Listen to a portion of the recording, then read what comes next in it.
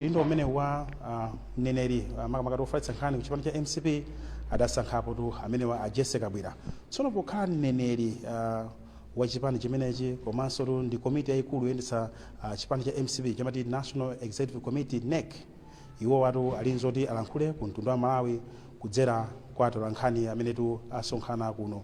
Kwafika atolankhani kuchokera ku nyumba zosiyanasiyana zofalitsa nkhani kuti nawonso amve kuti neneri wa chipani cha MCP Jessica Bwira atenga zotani. Ndimatero kuti muli ndine Mayeso Chikhadzula tikhale modzi pamene tu msonkhano wa atolankhani umene ukuyamba kuchokera kuno ku MCP headquarters mu mzinda wa Lilongwe.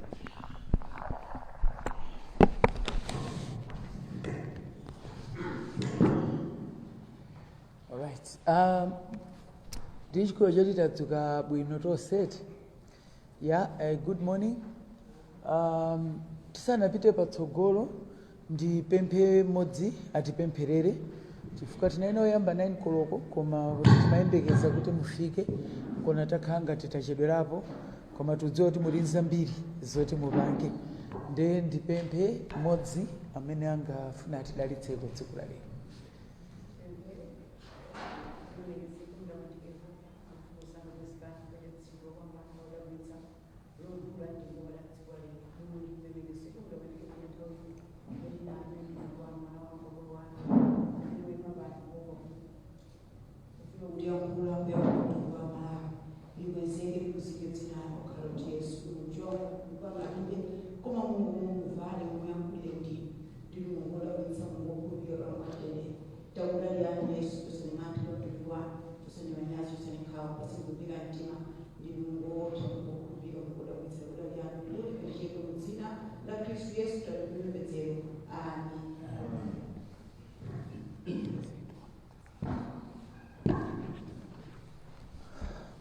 Diamike kuti titakuita nani mwafika. Press conference hii taitanitsa monga yoyamba yoti ticheze limodzi tilongosole makamaka pa mkumano umene tinali nawo convention yopambana imene Malawi Congress Party yapanga kuyambira pa 8 kufika pa 10. Tikudziwa kuti zambiri tinauzana konkuja tinaonetsana NEC kamene timati National Executive kumene kujako. Koma mtundu wa Malawi fachoti chipanichi ndi chipani chokhacho chimene chipani cha anthu akumudzi, anthu amene sangati kufika pano. Mwinaso ku BICC kuja sadakatha kufika. Tinaona kuti nchamtengo wapatali kuti tibwere pano tilongosole kwa Malawi kuti kodi tinasankha ndani ndipo zinayenda bwanji. Choyamba ndifuna ndilongosole kuti tinayi convention yopambana kwambiri. Chifukwa pamene popo ma political districts onse Malawi Congress Party 6 anali kumene koko. Ndiyambira kuti tinali ndi North South, Lakeshore, Central Region, Southern Region, the Eastern. Tikanena za ma districts fika at least amakwanira 44 kumeneko. Ndiye mukati mutione tinafika poti aimvi poti munthu ukhale moti kuiona tinaona kuti chimene chija chinamangidwadi nthawi ina yambuyo kutsogolo kuno tikamati panga convention tufunika BICC yayikulu kuposa pamene pacha chifukwa imene ijayo timavutika even kuti kodi tikhala pati panadzaza. China chimene ndinganene kuti cha mtengo wapatali kwambiri nchoti a president kungotsegulira anayamba kukumbutsa ma delegates kuti zimene mupange pano mupange za anthu akumudzi musapange za inuyo zokomera inuyo. Naona kuti inali policy yayikulu kwambiri chifukwa inatikumbutsa tonse kuti mene imanenera constitution kuti tikayikidwa pa mpando anu ake ndi amene ali kumudzi, anu ake ndi anthu amene siwaphunzira sayankhula chizungu koma ndi anu ake chinthuchi. Ku Malawi Congress Party sititha kuyiwala zimene zifa choti ife ndiye chipani chimene tinganene kuti chinabweretsa kuti dziko lino likhale pamene lili. Ndiye timadziwa kuti anu ake achipani ndani. Ndana akumanadi. Pa opening kamene tipotsegulira sonkhano menewo a president anatikumbutsaso kuti zonse zimene tikupanga ifeyo pano zikhale zoti zimene mapanga kumeneko zikhale zoti ndi zimene zitibweretse mboma chifukwa Amalawi chimene akufuna ndi mayankho pa mavuto awo. ndezonse timu imene timatulutsa kumene kuja mutengere chimodzimodzi kuti tokanga tikukapita ku World Cup kodi first 11 imene tifuna titulutse kumeneko ndiyo tani ndi ananeneratu kuti musankhe anthu otipula pa ground fuka amalawi akufuna anthu amene awathandize pamavuto awo nde muonanso ndikamapanga announce panopo kuti koma kwatulukatu anthu otipula kusati zamasewerayo ndipo munthu atati atifunse kuti kodi mwatulutsa timu yotani tauza kuti choyamba pa number 1 pali Dr. Lazarus Makathi Chakwera okhawo amene anati kupita convention ndikukhala nafe usiku wonse anachita set bar osati pamasewera oti ena amene afuna amake pa position imene utakhala mu mpira choyamba akapita convention tisamve kuti wina amasinza kapena anagona ayi chifukwa iwo pa number 1 anakhala nafe leading from the front oti pakakhala vuto amadzuka nkutani osati zoti tiyimbe foni apena tifunse kwa kuti ayi anali pomwepo nde tikumva kuti mwina kukhalanso ma convention ena tikuyembekezera kuti tikaona kuti amene akhale pa number 1 akhalako convention iko start to end and tisamve kuti anagona anatani ayi tsopano zinthu izi mpira umakhala ndi zofunikira ma qualifications eti ngati ena apezeke kuti sakukwanira mwina tisathere amalawi taxpayers money tingololera kuti pa number 1 pali vacant ukoko striker kuli chani kulibe koma ifeyo wathu striker amatsogola from the front and striker wathu amatikumbutsa kuti tikuyenera kumapanga zinthu motsata malamulo make inabwera inapangitsa masankho and number 1 wathu sanalowerere sanatani amamvera tonse limodzi zotiso ndi president wa dziko koma kuoneka kuti abwera pamalo akupereka ulemu kwa ma institutions imene amayenera kugwirira ntchito mukati muonetsetse mene yayendera convention yathu make yabwera yapanga zimene mafuna ipanga ndipo amapanga decide ndiwowo pa ntchito yawopo anthu ena ati wamafusa chifukwa chani zili important zaonetsa kuti Malawi Congress Party potsogozedwa ndi Chakwera ndiyomvera malamulo ndipo imayendera mwadongosolo and wotiona atadziwa kuti awa 2025 zisankho zenda bwino choti zikutsogozedwa ndi chipani chimene chimamvera malamulo make inabwera inatuluka mpaka kugwirana dzanja nda president ntchito yawo anagwira mmene amayenera kupangira chinthu china ndisanayambe kupanga list kunena list yonse mmene yayimira first 11 yathu ya 2025 muona kuti ndithu nkhani yokuti anthu asapange zogulidwa koma apange zimene timati integrity kapena zaungwiro pakuti tione kuti kodi angathandize chipani ndani zimenezo ndi point yoti inatsindikidwa kwambiri china chimene tinaona nchakuti ma delegates anaonetsa kuti iwowa akufunitsitsa kuti chipani chawo chipitirire kuonetsa kuti kodi dziko lino lingamayende bwanji chifukwa pakusankha amasankha anthu amene adzathandizedi chipanichi tili komweko kunaperekedwa ma resolution tinaona kuti ma resolutions atawerengedwa anthu ananena kuti tifunika nthawi yoti tapange oni tamvetsetse izi zikuonetsa kuti ma delegates athu ifeyo ndiye eni akedi achipanichi chifukwa amafuna adutsitse zinthu zimene azimvetsetsa pamenepo tauzidwaso nda president athu mmene zaoneka apa zaoneka kuti tikufunikira ma policy conferences tikhala ndi kukumana ma meeting ngati mene yakhalira convention ichi kuli kudzakambirana kuti kodi chinthu chitifuna chidziyenda motani izi zikuonetsa kuti a Dr. Lazarus Chakwera akudziwa kuti chipani chanu wake ndi ati ndi amene alitsidya linali akuyenera kunena zimene akufuna sakuyendetsa chinthu choti ndidzichiyendetsa ndineyo ayi ndena amati akatoona mati ayi kumene kuja kuliba ulamuliro wabwino atani kuposa wonena kuti izi tiye tikhale pasi tikambirane inuyo mudzanene zimene mukufuna ndikuona ngati amene timayang'ana za governance mmene inayendera convention yawo kuko ikuonetsadi kuti ya ku Malawi Congress Party ikuonetsa kuti kuli good governance kuli ulamuliro womvera anu ake a chinthu sitinapita umeuja wakati zinthu zikhala motere convention imeneyi monga ndakamba inatulutsa anthu inatulutsa mmene akufunira national executives ikhalire.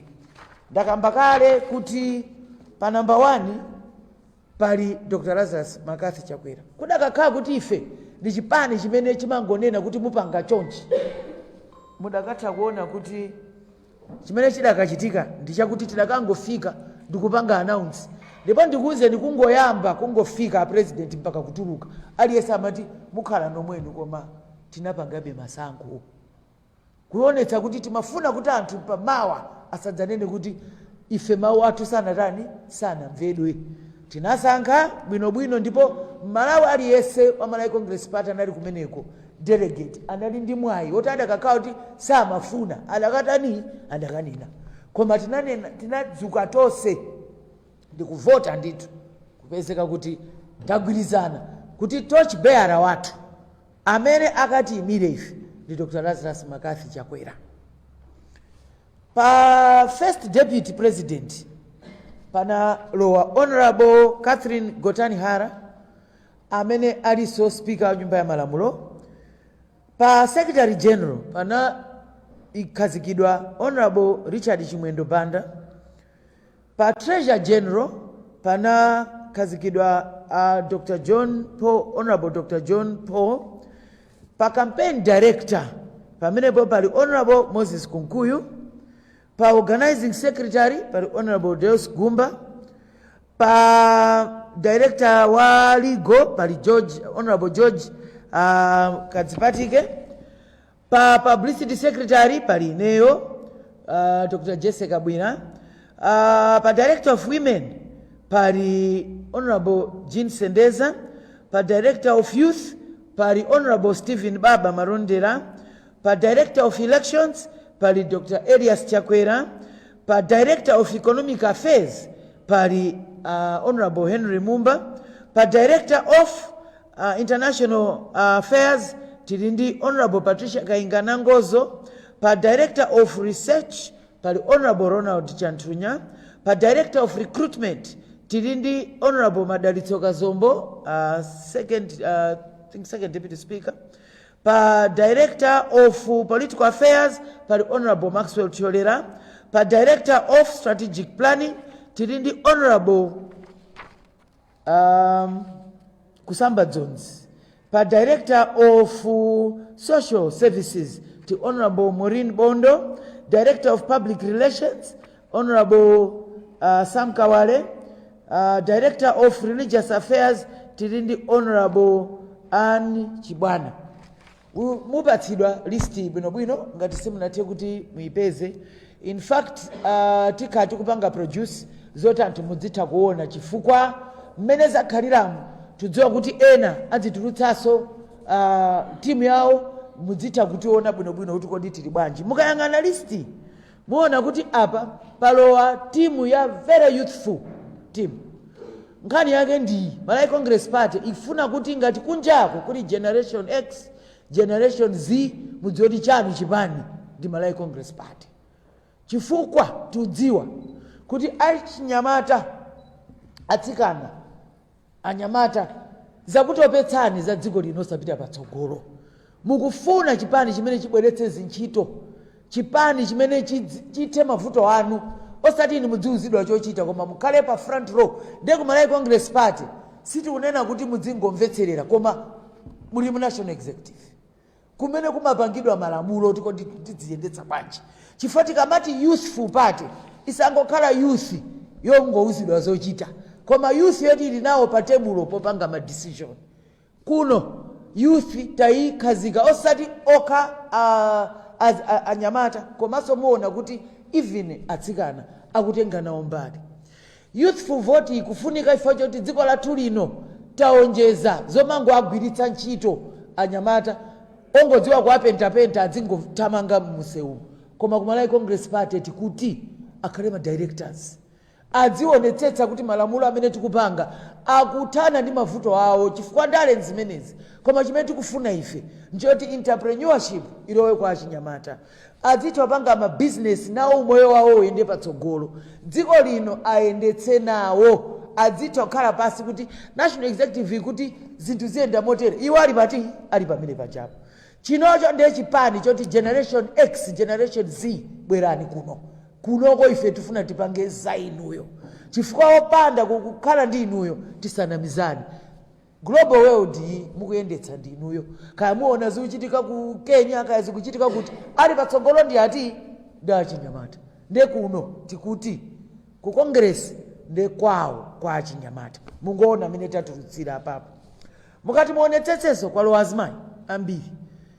Nkhani yoti azimayi kuna dzingokhala ongoti adzingomva zimene zikuchitika ku Malawi Congress Party zimenezo ayi, kwalowaso ma technocrats, anthu oti ali experienced, koma koposaposa kwalowa anthu amene amachikonda chipani ndipo akugwira ntchito kuti Malawi Congress Party ikhalebe mboma mpaka na 2025 tikawine. Kuwina kwake osati kongowina ku parliament, koma koyamba chigoli choyamba chikhale cha Dr. Lazarus Makathi Chakwera. Ku parliament tinyamule kumene kujako ma percentage migolo, chifukwa kuti tuluke president tuzoti machokera pamenepo tipite ku council awo ndanu aka anthu akumudzi.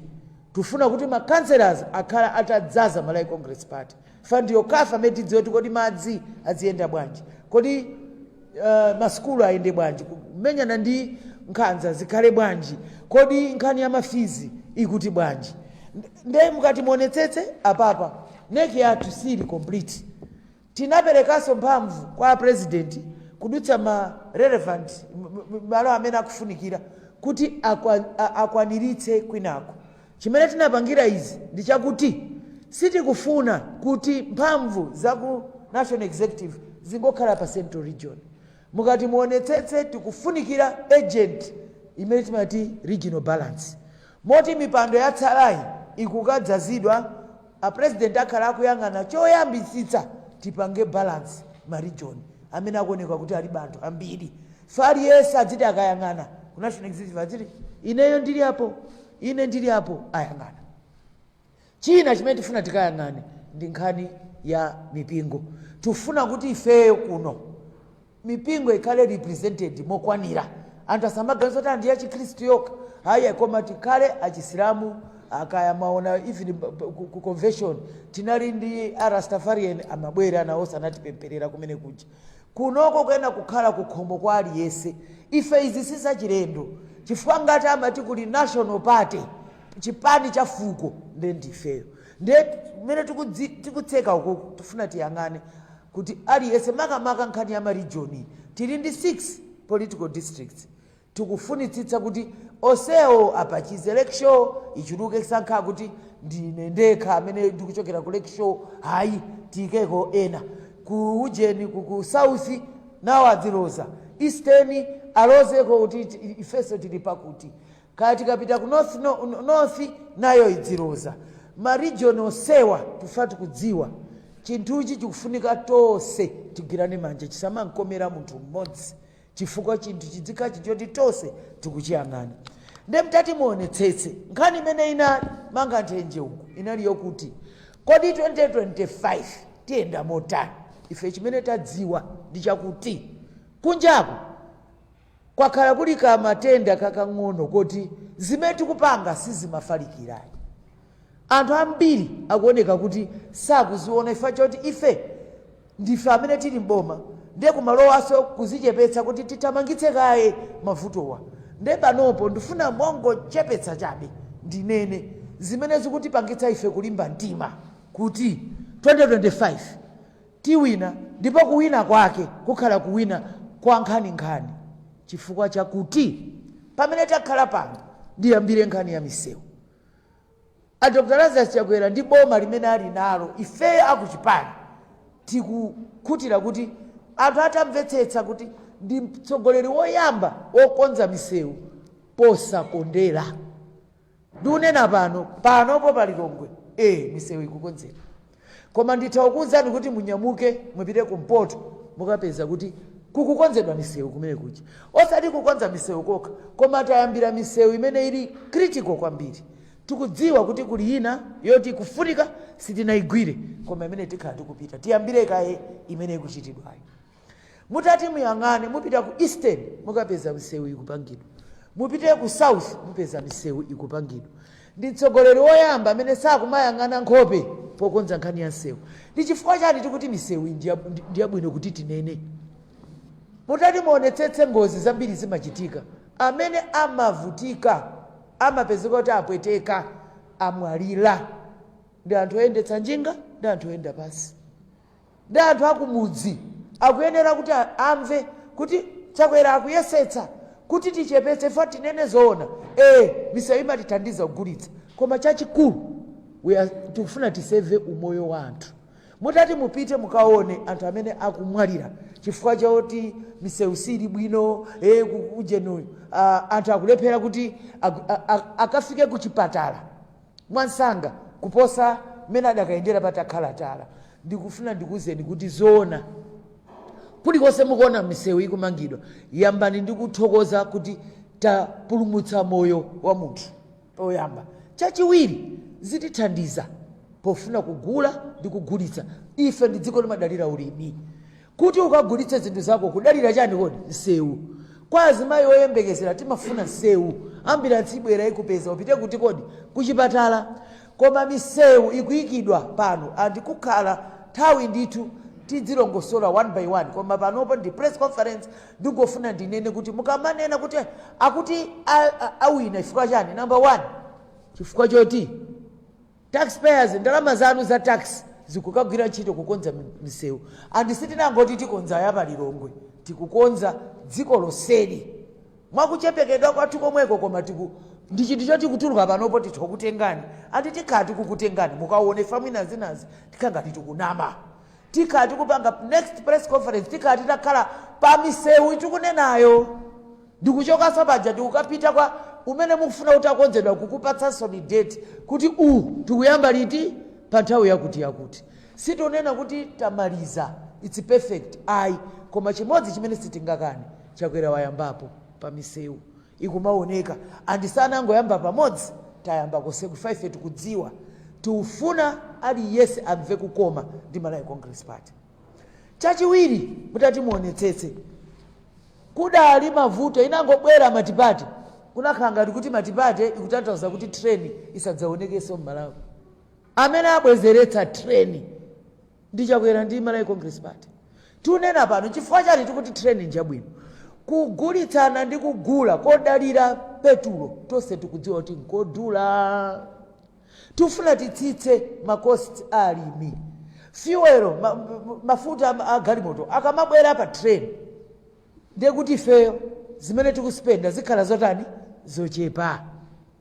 Tsono ndikuwuzeni mutatha kuti zimenezo zachitanji kwa munthu wakumudzi. Munthu wakumudzitu ngati angakweze train katundu kaya mpabalaka kaya ndi kumpoto nkudzagulitsa kuno zikhalako zoti zochipirako atha kupanga matransport ndalama zimene akulipira kuti akagulitse zachepa profit yake ikhalako bwino.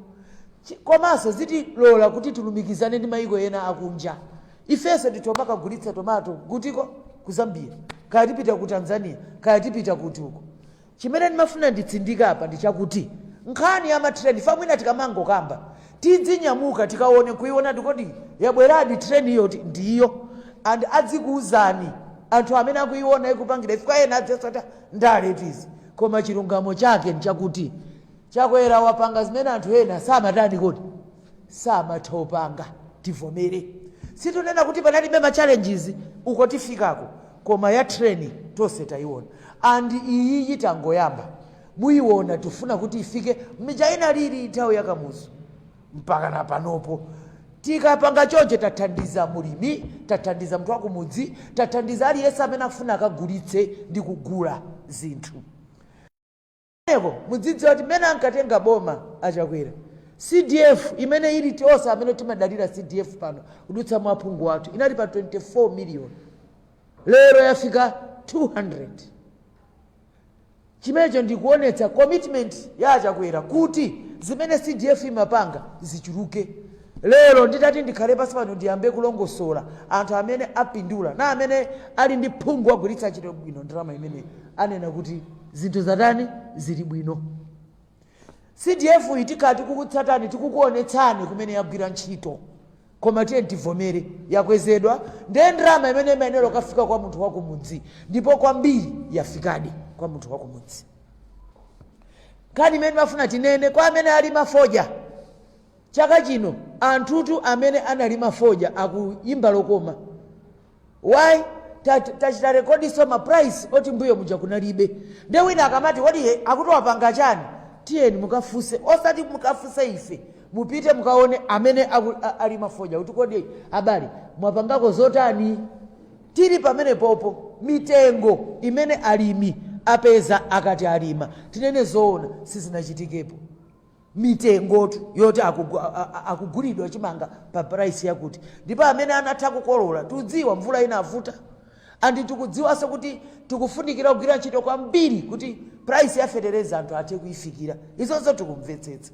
Koma mama challenges amene tinali nawo amene apita kugulitsa chimanga kunena zoona ambiri afoja achimanga akololako apezako kuti kulima kukupindula kuposa amene ankachitira. Na dziko lino tikudziwa kuti kumene kumalimidwa mwamphamvu ndi malo sikuti ndikose kumene kunabwera mvula bwino kapena kumene kumadalira ulimi, koma kunena zoona kumene ulimi unayenda kumene kunagwa bwino mvula, ndipo kumene anthu aja anapanga invest bwino ayi zinthu zinaenda bwino. Ndikufuna kuti lero ndilongosoleso nkhani ya nifi. Mbuyomu tinali ndi madefuka ya matidzi chani ambiri amangoti ndalama ikangotengedwa simabwezedwa. Koma tikunena pano boma la Dr. Lazarus Chakwera taonako anthu akufika mpaka na boma mabalo tipoti apapa mwina amapatenga kuti apapa pala anthu akongeresi kwambiri, anthu amabweza ndalama, ndipo anthu apangidwa clear kuti izi ndi ndalama za boma zibwezedwe. Munaona mtati panopo ende tikati kubweretserani proof yoti anthu akubweza ndi ndalama. Ichi nchifukwa choti ifeyo Achakwera amaneneratu kuti ndalama za boma, malamulo a boma agwire ntchito. Nde izizi zikutilimbitsa tima ifewa Malawi akufunikira funding kuti apange chilichonse. Munthu amafuna ndalama. Koma ngati sabweza sichiteka atu chinthuchi. Nde panopo nifi apanga rekodi kuti anthu anabwereka ndalama percentage yaikulu yabweza. Izi ndizolimbitsa mtima ifa zikuonetsa kuti akabwerekedwa azitha kutani kubweza. Pa zaka 15 dziko lino limalephera kutsegula imene imachulidwa Malawi School of Government. Mbuyo umu munkaiti mimu kunako kunali SDI. Chifukwa chani imene ili yofunikira. Ngati mukukumbukira nthawi yakamuzo tinali ndi civil service imene inali yopangidwa training bwino anthu ogwira ntchito mboma. Koma Achakwera anabwera anayipanga launch, tikunena pano tayambiranso kukhala ndi ma induction courses, ma refresh, anthu akangolowa ntchito adzipita katani kukaphunzitsidwa. Kodi zimene zichachidwa yake ndichachani? Boma silingayende bwino ngati anthu ogwira ntchito mboma asanapangidwe chani training. Kumene koko yapangidwa institute maboma onsewa amaupa. Hayi siziteka, hayi mwina zivuta. Koma Achakwera ayipanga revamp civil service. Ku civil service lero muona kuti tanyamuka pano chikhozo kubweretsa mabrocha muamvaso okha aku Malawi School of Government akukuuzani kuti pano pa civil service ibwerera muchimake ndipo tayamba kale. Tayamba mapanga train anthu kuti adzidziwa kuti memo imatani. Kodi civil service upanga cha chifukwa chake njani zili zofunika. Pa reform areas zijatina apanga zijati tifuna tipange reform. Zinaonetsa kuti boma ili kuti liende bwino. Ogwira ntchito mboma akuyeno khala odziwa zimene akutani akupanga. Achakwera zimene zozo apanga. Ndipo political will kapena decision yoti iyi ichitike inapangidwa ndiwo. Ndi chinthu choti mbuyo chimati kufika ku cabinet kulephereka mpaka na pano tili pano capacity kupanga. Tinene kuti tabweretsa upangiri woti anthu adzitha kupanga zimenezo. Tidalonjeza kuti timanga maskulu au nyumba za polisi. Pano poti tokutengani step by step kuti tamangapo. Sitinakwaniritse kumaliza. Koma anthu tikumbukire kunali zambiri zimene zakhazi kuchitika. Kunachitika cyclone Freddy, kunachitika izi ndizi. Koma mmene momoti tokutengani kuonesa apa tayika nyumba mwakuti, apa tayika nyumba zakuti. Kutanthauza kuti tayambapo. Ngakhale mavuto analipo koma tikupanga zimene mukuti munatituma zimene tinalonjeza kuti tipanga. ineyo ndifuna nditsindike moteri press conference sikuti ifike mpaka chaka chamwe ifanira tidzinena one by one tikuwuzani tikumvetsetsa kuti monga chipani chimene chikulamula pali zokhumudwitsa kapena zina zimene zinali zolakwika zimene zatani zinalipo koma kulikonse palibe amene salakwa andifeyo pobwera pano dzapangitsa press conference iyi lero ndikukuwuzani kuti kumene mukudandaula tikukudziwa mwachitsanzo pali malo amene kuli njala yadzaoneni yoti ikufunikira ife tithamange tifuna tikulonjezeni pano kuti problems mavuto ngati amene wawo tikuayang'ana fa tikudziwa kuti inunso pamene mwakhalapo dziko lino ndilanunso kumene kunabwera mavuto a njala upakujene manambazi onse tilinazo ndipo tikhala tikunyamuka pano tikukafika tikukaonanso kumene ifeyo zinthu sizikuyenda bwino sikuti tidzingopita kumene zinthu zikutani zikuyenda chifukwa china chimene chimakuyitsa ukakhala m'Malawi ndikumadandaula koma amene akulamulira umaoneka ngati sakutani sakumva ife tifuna kuonetsa kuti tikumva pamene pakutivuta ndipo kuti tikonza liti tikhala tikukuwuzani sitikubwera pa press conference ndikunena kuti zonse takonza zonse zili bwino limene likhala bodza koma chimene tifuna tikuwuzeni chakuti zinthu tazichotsa pamene zinali zinthu zikupitanso mtsogolo andi pamene mwina poti sitinakumvetseni mokwanira poti ife tikufunika tikonze ndife okonzeka ife ndife okonzeka kumva pamene pali mavuto ndife okonzeka kuti tikonze andi chilungamo chake ndife tokha amene tili ndi upangiri woti mungathe kutani kuwapatsa kuti awakonzani akuluakulu kwa aliyense amene wakhala pa dziko linolo ngakhale panopo munthu atati andiuze kuti zinthu zikuvuta pali pena amene ndikuvuta koma palibe Malawi angakuze ndifuna tibwerere pa nthawi ya DPP ilolo ndiye bodza la mkunkudiza nthawi imene ijayo ngakhale kuti chipani cholamula chikhale pasi nanu kumayankhula ndikumavomera kuti apa pali era apa tifuna tikonze sizidakatheka kunali kumenyana kunali kuberana kunali kuuzana zinthu zoti tikamafika pano muli njenjenjenje koma ife tidziwa kuti yathu ikanokhala servant leadership kutanthauza kuti tikuyenda kuyendetsa boma ili molemekeza anu ake aboma amene muli inuyo koma pano munthu atanena kuti ima pa first 11 apa pompano tena atulutsa yawo ngati sitidzafika pouzana kuti mwina ligi tisiyane inu mukamenye ligi ina ndakayika chifukwa nangati ili super league ya 2025 zoyenereza zitovuta kaya tumvana akuluakulu nakuita nani pano ndisanapange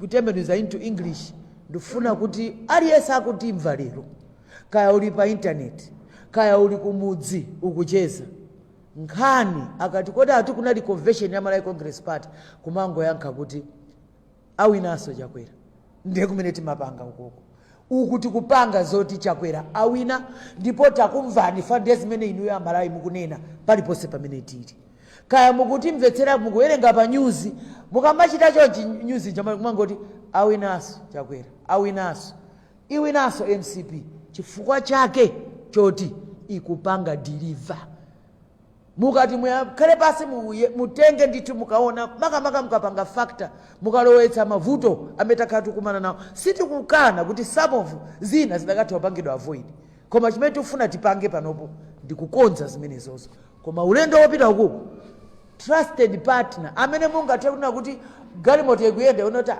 ndithogona ndikafika kumene ndikupita nditha kupumako pang'ono ndi Malawi Congress Party enawa mutokadzuka mutapita kwina osakafikaso kumene ine mukufuna ife ndife tokha amene tingathe kukuyankhani in summary because the audience I'm really focused on are the people in the villages. I'll just be very brief in English. We've called this press conference in order to disseminate the convention that we had. I will not make it long because I think I would rather hear your questions later. But in summary, we called this to disseminate the NEC members that made it to form the NEC of the National Executive Committee for Malawi Congress Party. This convention took place from 8th to 10th. And I will be distributing the whole list of the National Executive members. But I think it would be very unfortunate if I didn't mention our torchbearer. That I'll still say in English, and the reason is because he was not only resoundingly voted for, but I want everybody listening to us to understand why we, without any apology and with a lot of excitement and with a lot of confidence, decided to give our president a resounding vote of confidence to be our torchbearer in 2025 elections. The reasons are very simple. From start to end, as he was opening the conference, he reminded us that delegates must put in office people who show that they are acting on behalf of people in the village. They are acting on behalf of people who are depending on government to deliver services. Remember, government is formed by the party. What he reminded us of is to make sure that we are not acting out of personal benefits, but we're actually acting out of the corporate body called Malawi Congress Party, which is the only one that one can be sure of that it can deliver to the poor. Our country is facing challenges, especially of poverty. And majority of the poor are women and the youth. And if you look at the national executive that came out, it is very clear on a youth bulge. It is made up of the youth because as a party, we want to say Generation X, Generation Z, anybody who falls under the youth. In Malawi Congress Party, you are a decision maker. You are not a publicity toy or something that should be told what to do. Here, we are saying the youth, and when I say the youth, we're talking about young women, young men. Those ones are the ones that are going to be driving the development agenda of Malawi Congress Party. If you look at the national executive, it also has a very healthy gender balance that is in it. If you look at the national executive, you also see that you have technocrats, people who are very experienced in the governance business. But what's most very key is it is also made up of people who are loyal to Malawi Congress Party and its ideals and its mission and what it stands for. In particular, the high five ideology. If you look at the national executive, you also see that we did not complete it. And the reason is very simple. The president was given a mandate to make sure that it is filled, and the principles of filling it are actually based mainly on regional balance. Because it is very clear that we need as a party to put mechanisms so that we don't end up with a national executive that is heavy in the central region. So the filling of the allocation of the parts that are remaining in the national executive are going to be filled with the principle of inclusivity. Inclusivity at regional level, making sure that there's a regional balance, and also ascertaining that there is religious participation. There is inclusivity in the religions that are participating. If you look at our press conference, at our convention, you will see that we had Muslim participation. We even had Rastafarians who were also giving us prayer there. We want to be an interdenominational and a system that actually is a home for every faith. If you look at our convention, it was very, very clear that we know who is the boss in this party. The person who is the holder of power and what actually should go ahead is actually the person in the village. It is actually poor people, it is women and the youth. And it is those who actually in other parties are not even listened to, they are dictated to. And that this was all, emphasized many times, because this is the bedrock of what we are saying is our developmental ideology. The other thing that came out very clear is that we want to be seen that we are very policy-based, Malai 2063 is something that we are aligned to and religiously make sure that it is clear. We've also, at this conference, we also made a statement to say we want to be evidence-based. We want to be able to sit here and tell you exactly what we are doing and be more accountable, be more transparent. That is why this is one of the few conventions where budgets were actually discussed. The Treasurer General presented this and it was voted on. The way we want to run business, or the way this national executive has been put together under the leadership of HE Dr. Lazarus Makathi Chakwera, is to make sure that everybody in this country understands that this party is mine. Not only can they know what is going on, but they should be able to hold us accountable for what is going on. If we are going to be held accountable and we are transparent and accountable at party level, we know that this will be scaled up right up to government level. As we were there, I'm not going to read out the list. As I've said, it's something that we'll be able to distribute to you. But I want to emphasize that one of the gaps that we have seen is that we need to be very clear on what we are doing in terms of driving the developmental agenda. One thing that we are very proud of and are happy that we are doing it equitably, not only visibly but equitably, because it is being done nationally, is road infrastructure.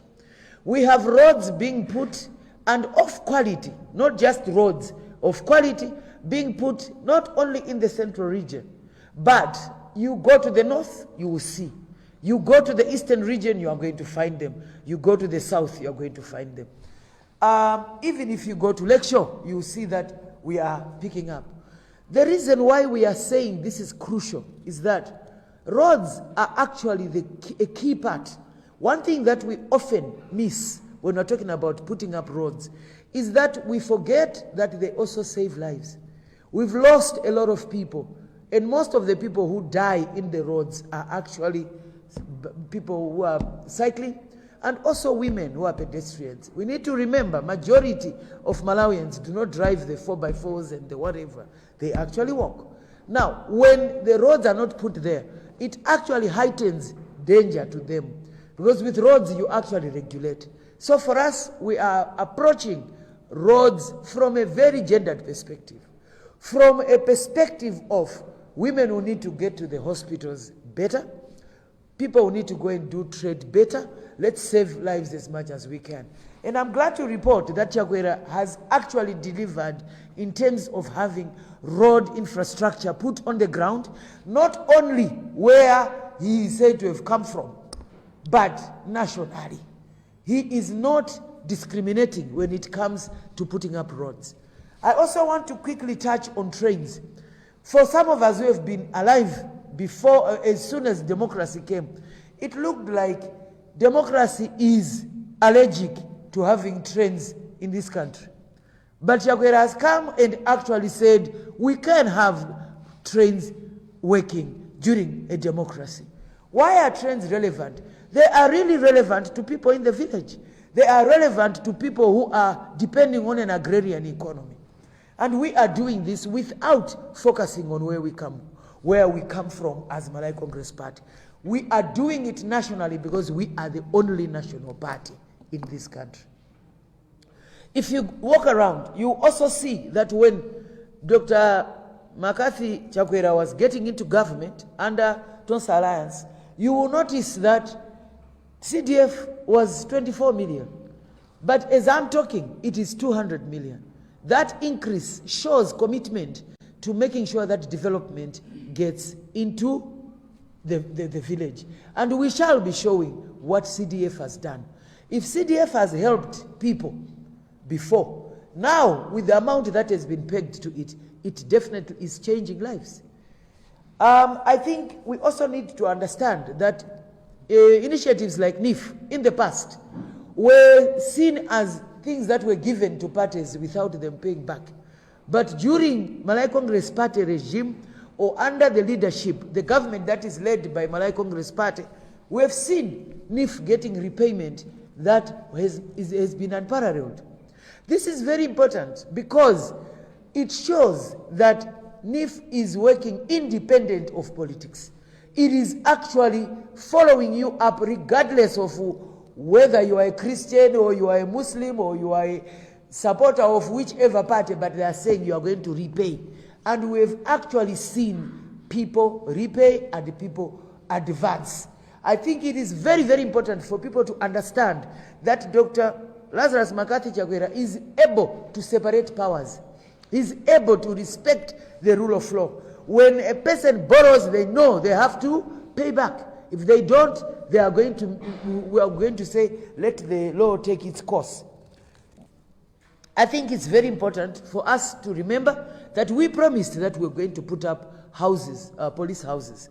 But to tell the truth, if people have seen the government of the day, which is being led by Malay Congress Party, we've started putting up these houses, and very soon you will see us go around, showing you the houses that Malay Congress Party said if we get into government we are going to do this. And we've started. We know we have not completed, but the fact of the matter is we have begun, and the change is a process.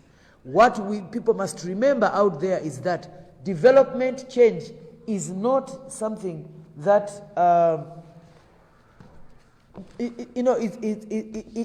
development is not like a football match which is done in 90 minutes. No, it's a process.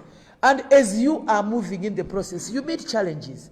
And Malay Congress Party is not afraid to say, yes, we have met challenges. Look, during our time, there was COVID. During our time, there was Cyclone Freddy. During our time, we also inherited lots of corruption cases. And corruption is endemic. People must understand that. For us to end it, it's also a process. But what we want to assure Malawians is we are fighting this, and we are already registering wins.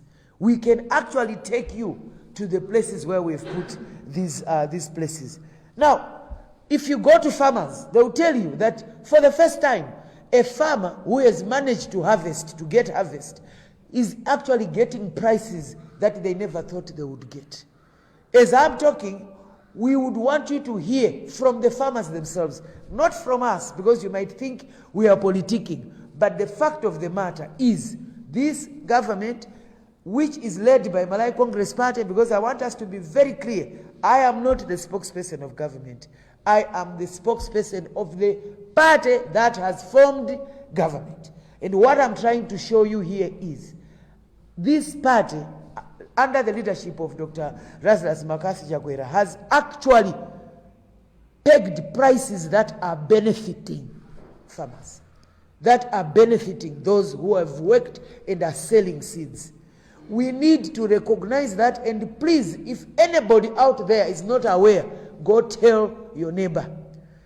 Our campaign is going to be door to door, because we are very well aware that some people might not be knowing what we are doing. We have had problems when we were coming in, people were complaining of electricity. But the fact of the matter is, now, when electricity switches off, people rush to say, Maripira. That's the truth. They don't say, Pajama getsa kuzima zima. No. We have sorted out that problem, and people must give credit where it is due. The electricity challenge is something that we are looking at. At this press briefing, I have not even given nowhere near enough the list. I think if I were to sit here and start talking about the confidence that we've won and the people who have been saying, let's help you in this way, I have purposely not included the money that we have received from abroad through government and through Ministry of Food, because I want to show you what we are able to do here ourselves and be accountable to our own resources.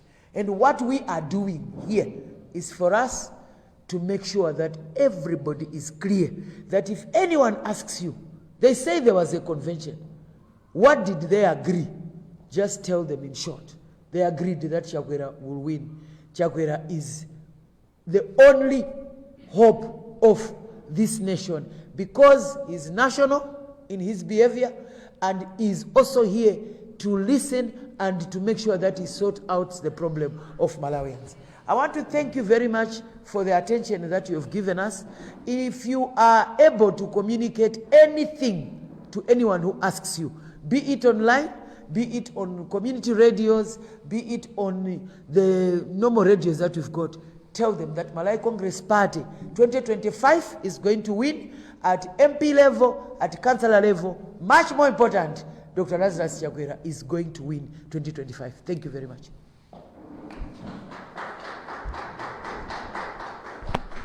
At this juncture, I know that I will have to give probably one-to-ones later.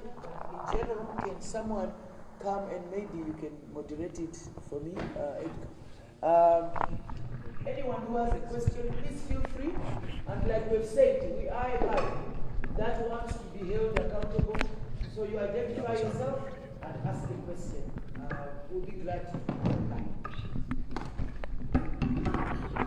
You tell us which.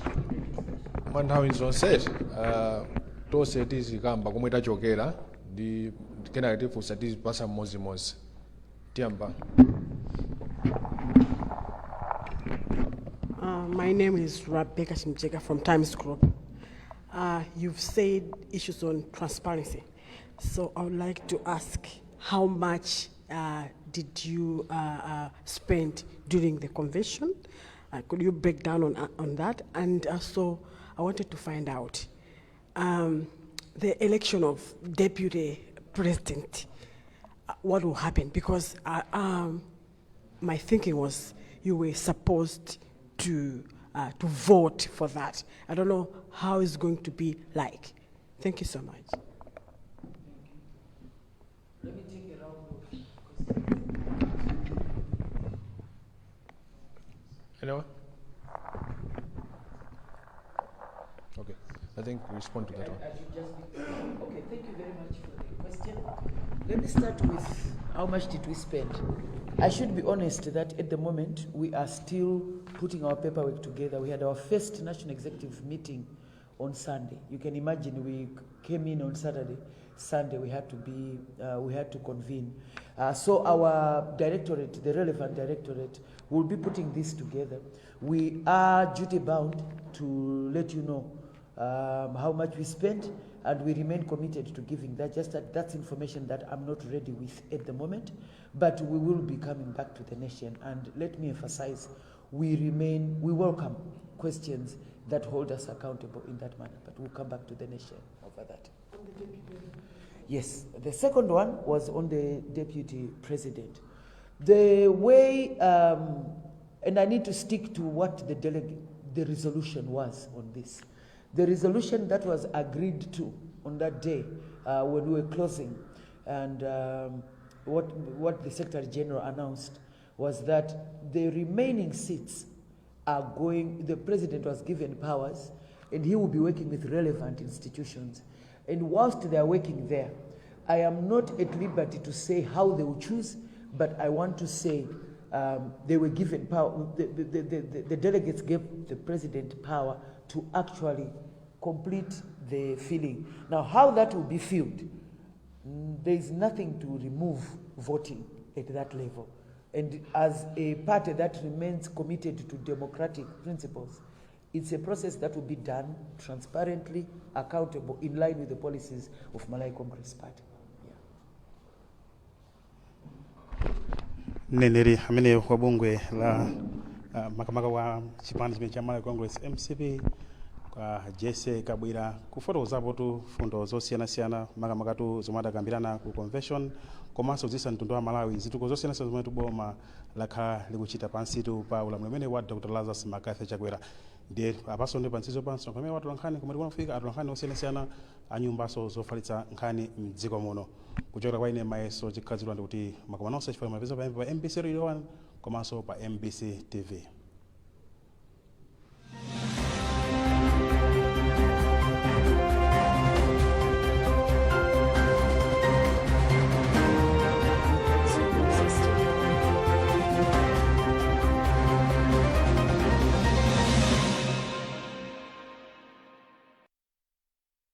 Introducing Sunnymoney, the official sponsor for Zogonda Maimacheza 2024. It's Zogonda Maimacheza 2024. Get ready for an all-new Ubongo Kids. It's all your favorite characters taking you on the fun adventures you love, but with a new look. Allow us to reintroduce Kid Dachu. Hello. Kid Bena. Hi there. Mama.